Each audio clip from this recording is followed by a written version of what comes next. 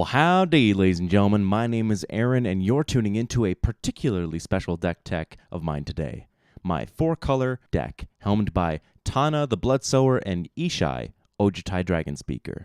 With the release of Commander 2016 came some long-awaited support for the 4-color combinations, named after the first 4-color Nephilim creatures that appeared in the Guild Pack set: Dune, or non-blue, Glint, non-white, Yor, non-green, Witch, non-red, and today's color combination, Ink, non-black. Before 2016, we only ever had commanders in 0 colors, 1, 2, 3, and 5 color combinations. So these goofy Nephilims and their strategies went unused or brewed as unofficial legends in kitchen table games of EDH. But in 2016, we finally got the dual color partners, along with the 5 4-color generals that came with the pre-constructed decks. Ink Treader Nephilim and the creatures with similar effects, Zada Hedron Grinder and Mirror Wing Dragon, have a fascinating ability to create copies of instants and sorceries that target just them, that then target other creatures in play. Zada only copies spells you cast and only targets your own creatures. Mirror Wing Dragon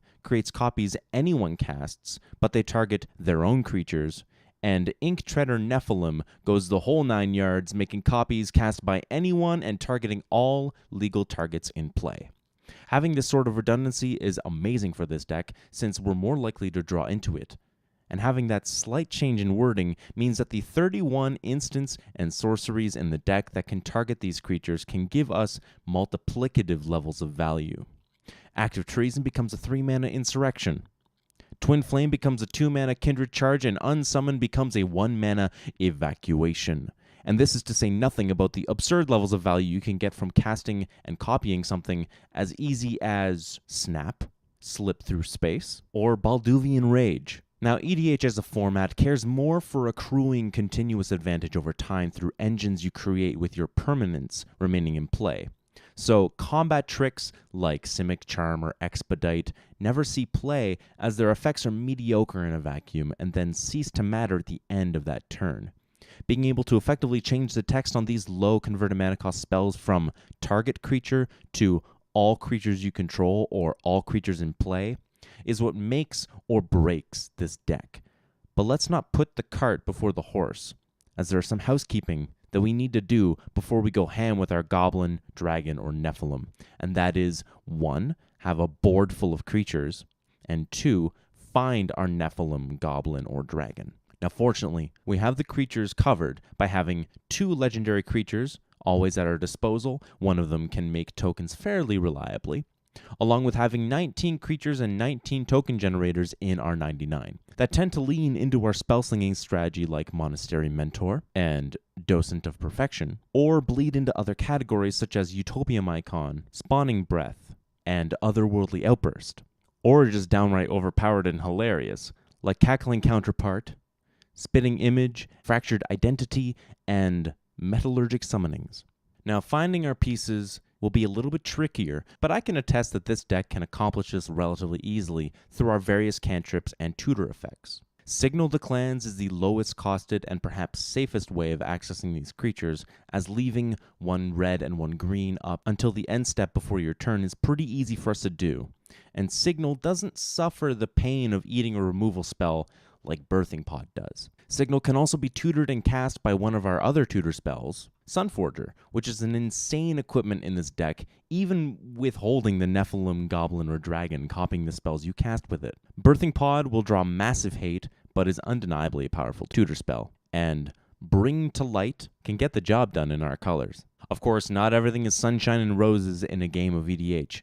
So don't expect everything to go your way and your Goblin, Dragon, or Nephilim to not die to removal. But in the case of the Nephilim and especially Mirrorwing Dragon, dying to target or removal is pretty unlikely. But we run some ways to take advantage of the spellslinging cards we run, as well as a way to abuse our tokens. Feather the Redeemed, the War of the Spark preview card for the Command Zone, and Mirrorweave are our alternative ways of sneaking out advantage in this deck, by either returning those combat tricks or even removal to our hand at the next end step, and by turning all creatures into play into one of our choice. Mirrorweave is a funny little instant that was joined by the Great Aurora in this deck, but I recently took out because it was just too silly. That can wildly change the game state in our favor. It can be a one-sided instant speed board wipe if it targets a 0/0. It can allow you to make insane amounts of tokens if you choose a token generator like Emeria Angel or Docent of Perfection, and could spell a one-turn Alpha Strike for lethal if it copies Signal Pest, Wild Beastmaster, Hero of Bladehold, and even a Silhana Ledgewalker or Invisible Stalker, should they have been boosted by an Anthemed Combat Trick. And of course, the deck runs the massively powerful Expertise cards, Kari Zev's Expertise, and Baral's Expertise. Other All-Stars include Cryptolithrite, ramping us from 4 to 4,000 in one turn, Volt Charge, proliferating into Oblivion, Catch and Release, being a hilarious board reset, and Fiery Gambit letting us flip coins until our thumbs hurt. Now, where this deck falls short is the mana. We run a scant 32 lands and only 5 ramp spells in the deck, and that's if we're counting Path to Exile, all of which require creatures to be in play, but synergize well with cards in the deck. This means that the games where we get the synergy off means that we have a massive surplus of mana, and we're struggling to keep up with our opponents in the games that we don't. The main combo of the deck allows us to turn a profit off of minimal mana investment, but having more ramp wouldn't hurt.